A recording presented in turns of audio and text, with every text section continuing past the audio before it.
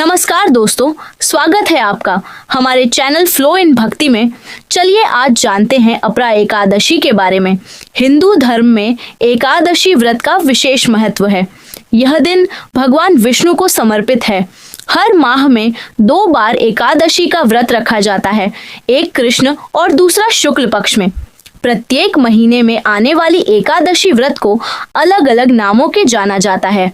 ऐसे ही ज्येष्ठ माह में आने वाली एकादशी को अपरा एकादशी के नाम से जाना जाता है।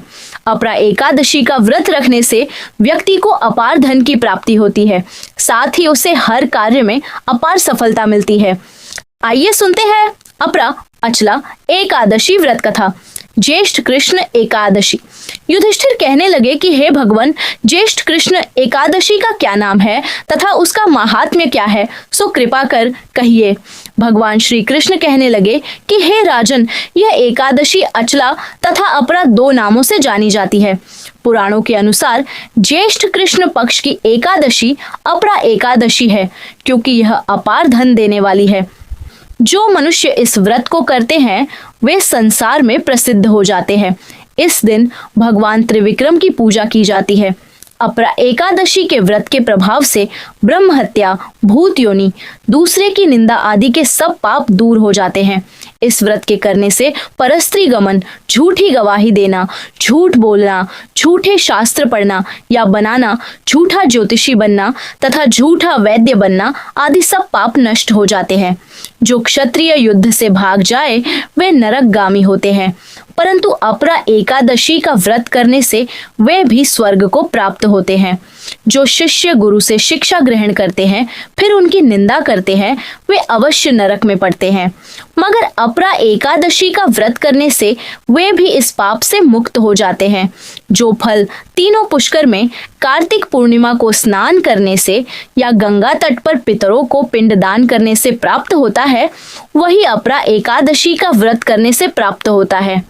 मकर के सूर्य में प्रयागराज के स्नान से, शिवरात्रि का व्रत करने से, सिंह राशि के बृहस्पति में गोमती नदी के स्नान से, कुंभ में केदारनाथ के दर्शन या बद्रीनाथ के दर्शन, सूर्य ग्रहण में कुरुक्षेत्र के स्नान से, स्वर्णदान करने से अथवा अर्ध प्रसूता गौदान से जो फल मिलता है वही फल अपरा एकादशी के व्रत से मिलता है।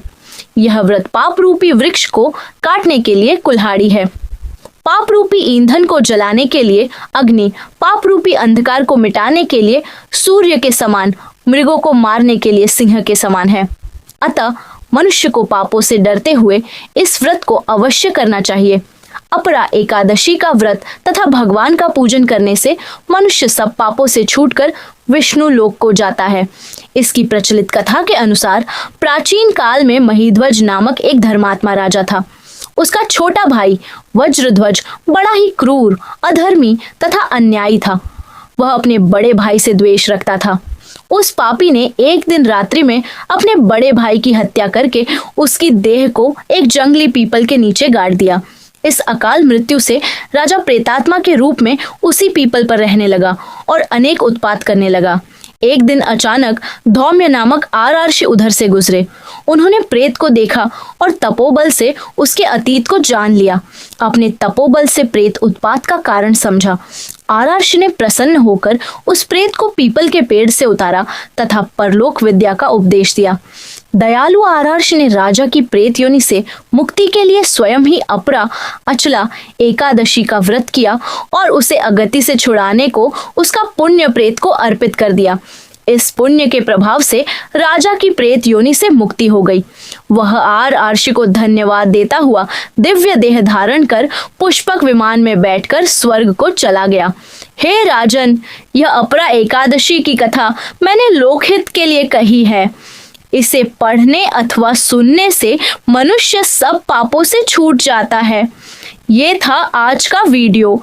जानकारी अच्छी लगी हो तो वीडियो को जरूर लाइक करें और कमेंट में हरिओम जरूर लिखें। जय श्री कृष्णा।